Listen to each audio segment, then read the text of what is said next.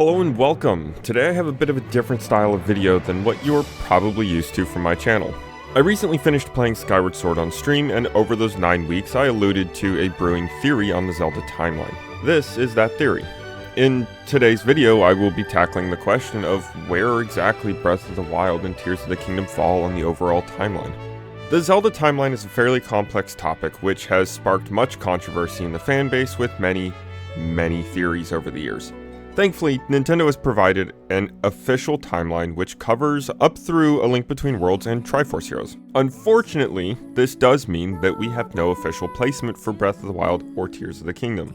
Over watching countless timeline theories in the last year since the release of Tears, I have been slowly piecing together my own theory. Thankfully, I have yet to see anyone else talking about what I now see as a fairly reasonable explanation to this somewhat controversial topic. Quite simply, I believe there to be a timeline split in Skyward Sword, and I will make my best attempt at proving this to you. In Skyward Sword, you utilize time travel in a few ways to complete your quest to save Zelda. The main method of time travel present in the game are the Gates of Time. One is located in the Temple of Time in the Lanayru Desert, and the other is located in the Sealed Temple in Faron. The Gate of Time behaves somewhat inconsistently over the course of the game. The first use results in Zelda sealing herself in the past to maintain the seal on demise with her sacred powers, an event which the result of can be seen from the very start of the game. The second use has Link travel back in time to plant a tree, and upon returning to the present, the fully grown tree has suddenly appeared, and even Groos's memory of this tree's existence changes accordingly. This second use behaves more like some kind of self-correction, where the first use of the gate behaved more like a closed causal loop in time, where an event always had occurred and always would occur. In my opinion, neither case would result in a timeline split under normal circumstances, as closed causal loops are quite stable, and the apparent self-corrections seem to be so minor as to not really affect the outcome, resulting in a mostly stable change to the timeline without actually fracturing it entirely. Sure, it's easy enough to suggest that in failing to plant the tree and revive Lanayru, that Demise would have been revived instead, creating two distinct timelines at this point. But I'm not here to talk about that possibility, as it would only lead to a timeline that I do not believe has any games on it at this point. Those only mark 2 examples of the gate's usage though. Perhaps we can pinpoint an established behavior here. The third and final usage of the Gate of Time that we are shown in the game results in 2 more of the aforementioned effects on time. First and most notably, Zelda gifts Impa one of her bracelets, a bracelet that the old one has been seen wearing since her initial introduction very early on in the game. This is a closed causal loop. It was always meant to happen and has always happened. It will never not occur, as we have already seen its outcome. The second effect as a result of this same instance of time travel is with the Master Sword. After defeating Demise, Link places the Master Sword in a newly materialized pedestal in the Sealed Temple in the past.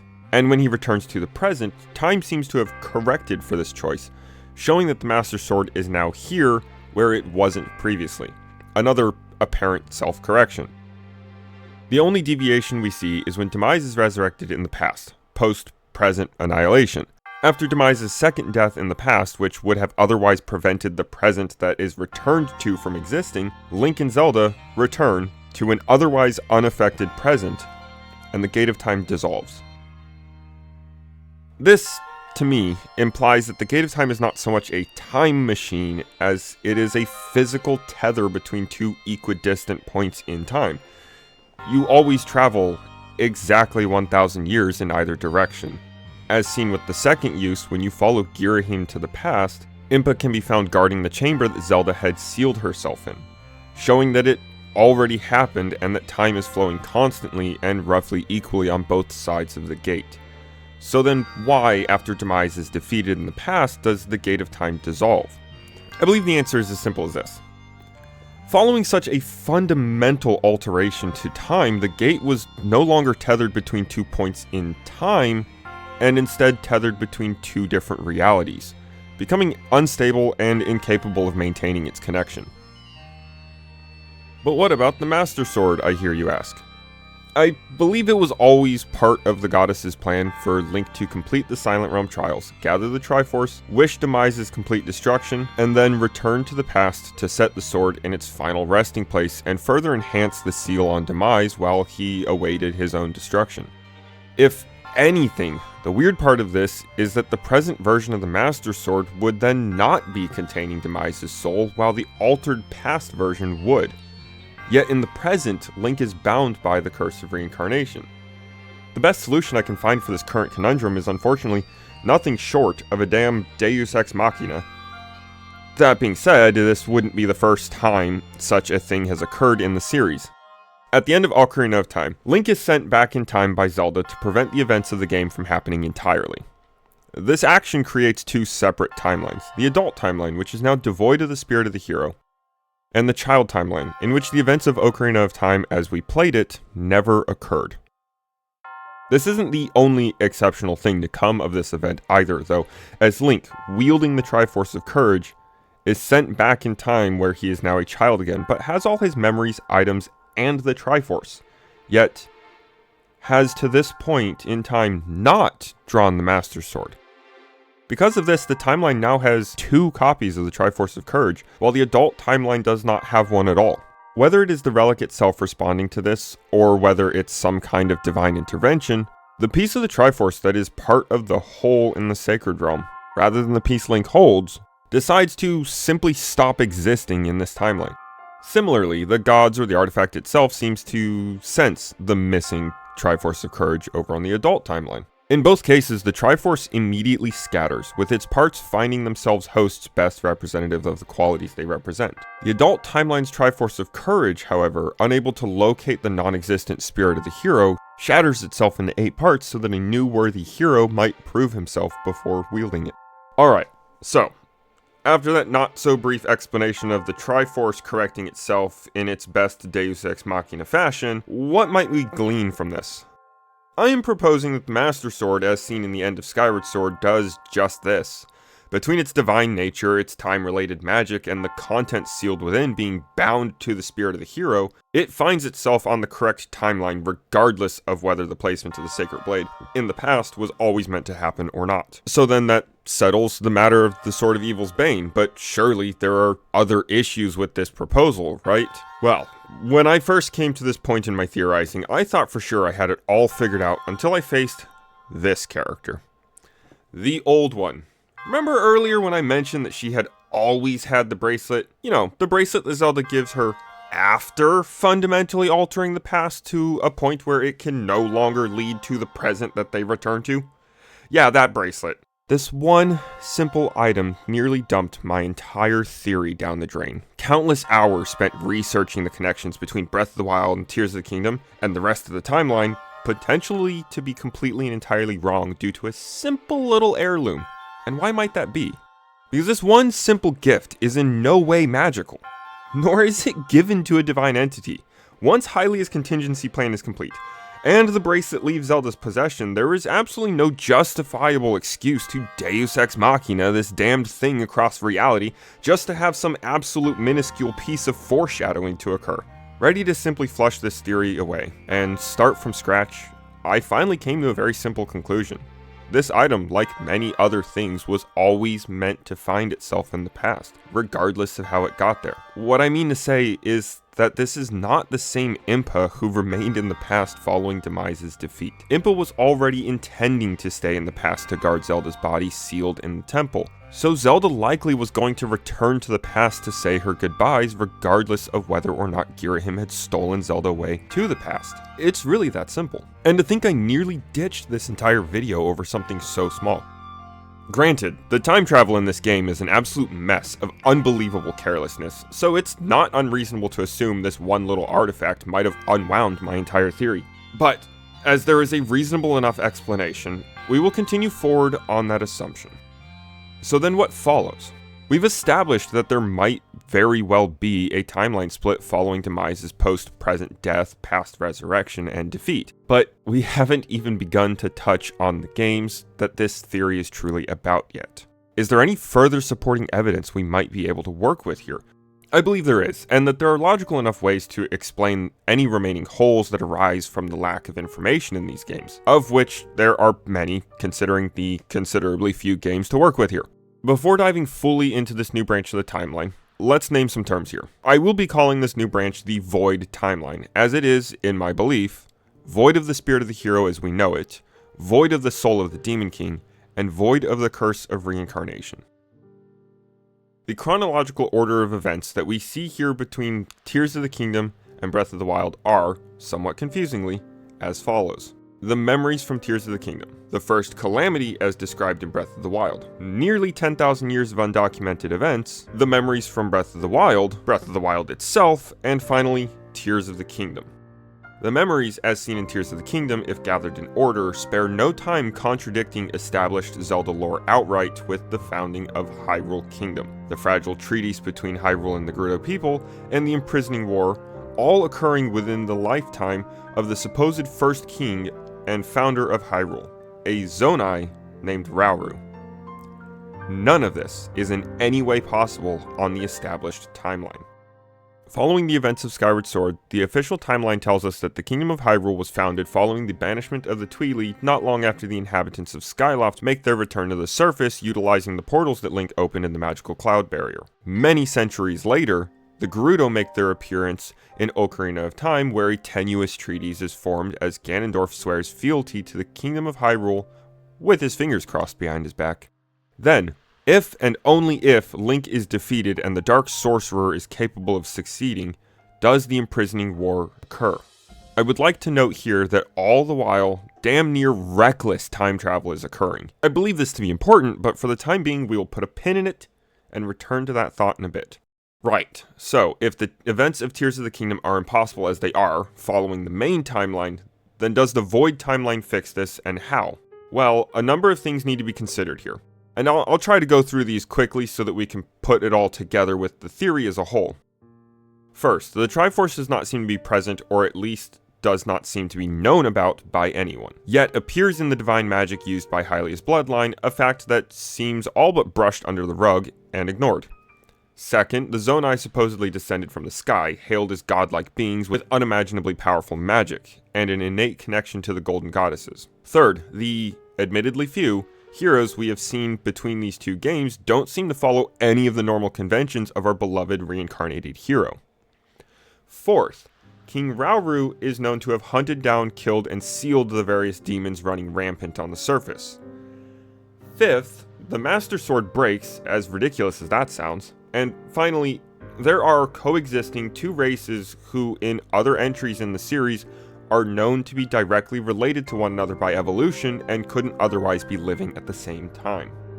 Now, to tie all that in a reasonable and logical way, from here on out we will be working off the existence of the Void Timeline axiomatically and trying to discern why these remaining conundrums might still make sense or why they might start making sense. And to paint the best picture I can, I need to clarify that I am suggesting that this new branch comes into existence immediately following the resurrection of Demise in the past. From here, once he is defeated and Link leaves carrying the curse with him, there exists a timeline where Hylia's contingency plan is now null and void.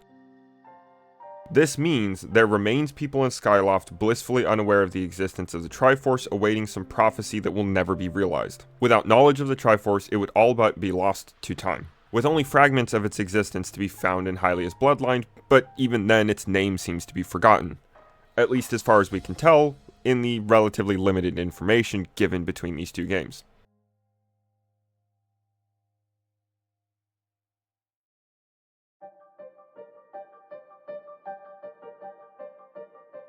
On the topic of Zelda and Sonia, what exactly happens to the people of Skyloft? They can't exactly have made their way to the surface if no openings were ever made in the magical cloud barrier. Similarly, with Hylia's contingency plan being null and void, there can't exactly be a bloodline of the goddess if Hylia was never reincarnated, can there? Initially, I thought that perhaps the very intro cutscene of Skyward Sword might simply need to be wrong, as it is an example of oral tradition, something the game makes a point to call archaic and inaccurate. I was ready to just accept that perhaps it simply meant that all Hylians who were not going to partake in the ensuing holy war were sent high above, and that some may have chosen to stay behind with the Sheikah to help further the goddess's plan. While this still exists as a reasonable enough proposition, it neglects to account for one Hylian known to exist here on the surface at this time: Zelda herself.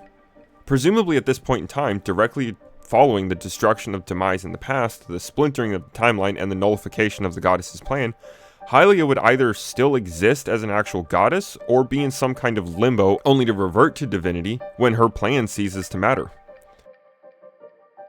Hey, Editor Jace here. At this point in my script, I neglected to mention that Impa explicitly states she was commanded by the goddess to step through the gate of time into the future in the first place. Meaning at this point in time, Hylia is either still in divine form, or has just started the process when Demise is revived and defeated in the past. Potentially explaining why, for the first time in the series, we are shown the goddess actually hearing and responding to prayers at her statues, despite the descendants of her supposed mortal incarnation running all about. In a similar vein of thought, there exists a statue housing a dark entity in Breath of the Wild and Tears of the Kingdom, which notes that it was bound to that statue by Hylia herself, something which may not have been possible unless this statue was about as old as the initial Holy War itself. But turning back from this mild tangent to the Hylians, Tears of the Kingdom gives us more information of the various races of this iteration of Hyrule, telling us that the Gerudo, Sheikah, and Hylians are all classified as human and are simply subspecies of the same race, rather than individual genetically dissimilar races. As mentioned earlier, it's possible some Hylians could have chosen to stay behind to aid Hylia in war and in her coming plans, but it's also just as likely that the Void Timeline version of Zelda was able to wake from her magical slumber and went to live among the Sheikah. Obviously, repopulating an entire race by yourself is a monumental task, so I'm leaning towards a combination of the both, rather than all Hylians being the direct descendants of this Zelda. Carrying on in this train of thought, what then would become of the Hylians who stayed in the sky awaiting a prophecy which would never come to pass? We know from Tears of the Kingdom that the Zonai descend from the sky, passing through the magical cloud barrier and hailed as demigods, bringing with them 7 powerful artifacts known as the Secret Stones. Where could these Zonai have come from if not Skyloft? And what became of the people of Skyloft, who are nowhere to be found once the cloud barrier is finally sundered by the upheaval? I think they are one and the same. Some unfathomable amount of time seems to have passed between the events of Skyward Sword and the memories presented to us in Tears of the Kingdom. How likely is it then that the people of Skyloft stagnated over potentially eons while under the divine protection of Hylia and basked in the sacred light of the Triforce, even if unbeknownst to them? I don't even fully believe that it would have needed to be eons. Perhaps a few centuries at most. This would not be the first time we have seen such levels of divine intervention in this series, with the Zora and Rito of Wind Waker being a prime example. Regardless, either way you look at it, it seems the most reasonable explanation for the existence of the Zonai above the cloud barrier is that they are the evolved descendants of the Hylians who were left in the sky. At some point they, likely inspired by the powerful light magic they spent their days enveloped in, crafted the Secret Stones as an attempt to recreate the fabled artifact that now lies lost to time right beneath their noses. With 10 of these enchanted gemstones, they were able to enhance their innate magical abilities, furthering their technological capability, and giving them the ability to create new floating islands as the need arose. Eventually, 3 of their sages would consume their stones, undergoing draconification and becoming immortal and creating the first openings through the cloud barrier, allowing the Zonai to finally make their way to the surface. Taking a sharp turn here to the heroes we have seen between Breath of the Wild and Tears of the Kingdom, I had mentioned these heroes break known conventions of our established reincarnation, but what exactly does that entail? Over the main timeline, there are a number of consistencies. Link is always human. He is always left-handed, the only real exception of this being the first Link in the cycle in Skyward Sword, and the mirrored version of Twilight Princess for the Wii, both of which were made right-handed purely because of motion controls. Next, Link is very consistently born in humble beginnings, whether it be a farmhand, blacksmith apprentice, nephew of a knight, or orphan. We don't really ever see Link born into a wealthy family. We see none of these consistencies with Breath of the Wild and Tears of the Kingdom. The hero of the first Calamity was a Zonai. Breath of the Wild's Link was born the son of a respected royal guardsman, grew up traveling the countryside and training with notable figures such as the King of the Zora, and eventually joined the royal guard himself, being appointed directly as the princess's personal guard. Lastly, this Link is our only other righty in the entire series. Now, I get that these might all be weaker points, however, I feel that together they provide some insight into whether or not the cycle of reincarnation is actually occurring here, and I don't believe that it is. I think that the curse left this timeline with Link's return to the present at the end of Skyward Sword, and the fact that we see all these inconsistencies with the wielders of the Master Sword since, to me, provides further supporting evidence of that. Next up, what of the 152 demons that Rauru defeats and seals? What might we gather from this really simple fact? In an interview, Hidemaru Fujibayashi speaks on the Shrines of Light and the Light Roots, stating, "Shrines are placed above where a demon was destroyed so it will not reappear. This is why that spiral of light emerges from the shrine." And Aonuma adds, "There are light roots in the depths as well. I guess it is something like a talisman or statue for protecting against demons." Prior to the release of Tears of the Kingdom, there were only 6 known demons across the entire series who were not the spawn of Ganondorf or who were not mortals who caved to dark magic. These are Girahim, the living weapon and servant to Demise, Demise, the original Demon King, Batro, a friendly demon who escaped to the surface with the Hylians in Skyward Sword, Majora, who exists only in a separate reality, Bellum, who likewise exists only in an alternate reality, and Malladus, who attempts to assert himself as the new Demon King in Spirit Tracks. Never have we seen the demon race in such massive numbers before, so what reason could there be for Rauru to have needed to deal with a whopping 152? On the main timeline, it's likely that over time, the majority of the stragglers, while awaiting their king's revival, were slowly picked off by the races left behind on the surface. But the Void timeline wouldn't have had that 1,000-year span. Instead, their king and his right-hand man were killed outright, and the offenders skipped town promptly after, leaving a massive power vacuum leading to the remaining demons to scramble for territory and power.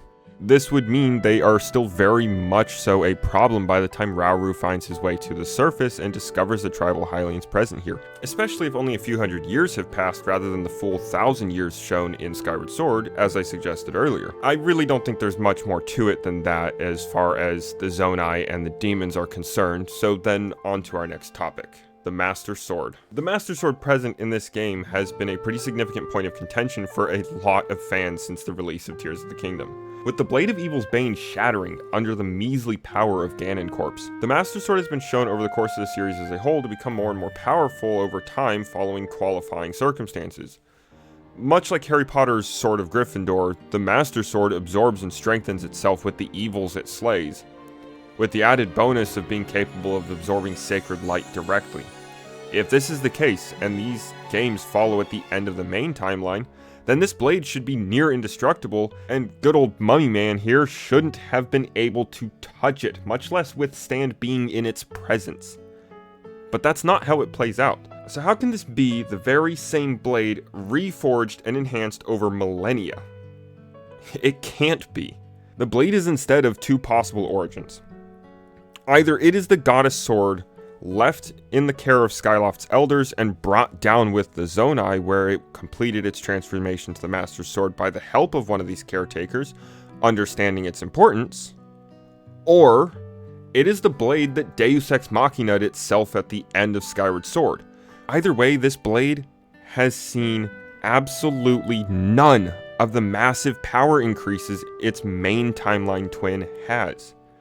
Quite simply, it shatters because it is that much weaker.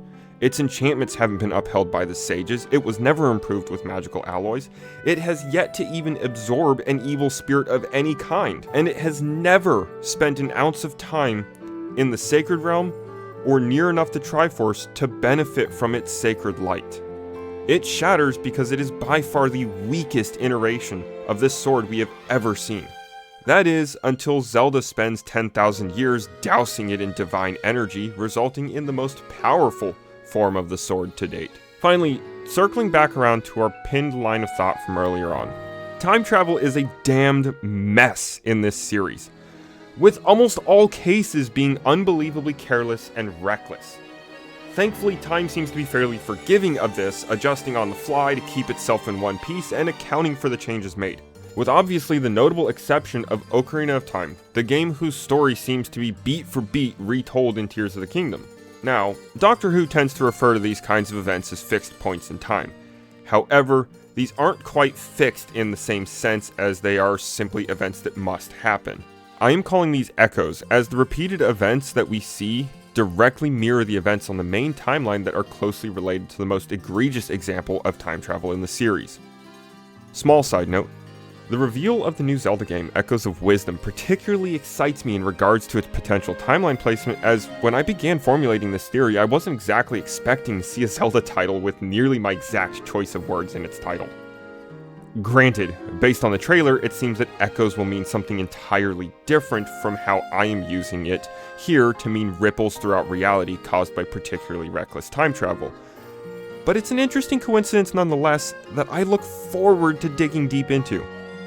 I digress. The quote-unquote echoes that we see present in Breath of the Wild and Tears of the Kingdom are most notably the tenuous fealty of Ganondorf to Hyrule, immediately preceding his betrayal and rise to power, the Imprisoning War, a monument to the Mirror of Twilight, and sea salt on the mountaintops. Two of these obviously being a bit more notable than the others, but nonetheless they are all directly related to the events of Ocarina of Time, which alone results in 3 separate branches of the timeline. We've already delved into the insidious fealty displayed by Ganondorf and the ensuing Imprisoning War somewhat in the earlier sections of this theory, so then that leaves the other 2 more minor items here. The Mirror of Twilight simply should not exist on this timeline. Without the Triforce, the Twili interlopers would have never emerged to steal its power, and the Mirror of Twilight would not have been created for the purpose of banishing these dark magic users into a different dimension. Despite this, there is a memorial of this ancient artifact that can be found in Breath of the Wild, and a whole side quest for helping a researcher uncover the broken, missing pieces of this monument. Similarly, the sea salt on the mountaintops wouldn't have come from the flood seen in Wind Waker, as without the Curse of Demise, there was no need for the spirit of the hero to persist in order to defend Hyrule. And thus the Golden Goddesses would not have found themselves intervening to wash away the memories of the Triforce and of the Kingdom of Hyrule. With that, I have reached the end of what I can speak on without going too deep into pure speculation. Understandably, I had to be okay with a certain level of speculation given the nature of this theory, but I did my best at keeping it as sound and logical as possible for the purposes of this video. Hopefully I have provided you a compelling enough argument for why the Void timeline might be the answer to this somewhat controversial topic. If you think I missed something, or that the points I have made are riddled with glaring holes, leave a comment and let me hear your thoughts. I know I am bound to have missed something, but I certainly tried to be as thorough as I can be here. With all that said, if you enjoyed this video and want to see more Zelda content on my channel, then be sure to subscribe. I will be streaming Echoes of Wisdom on Friday, September 27th, starting at 8 PM, one day after its official release, so mark your calendars and be sure not to miss it. Anyway, thanks for watching, and until next time.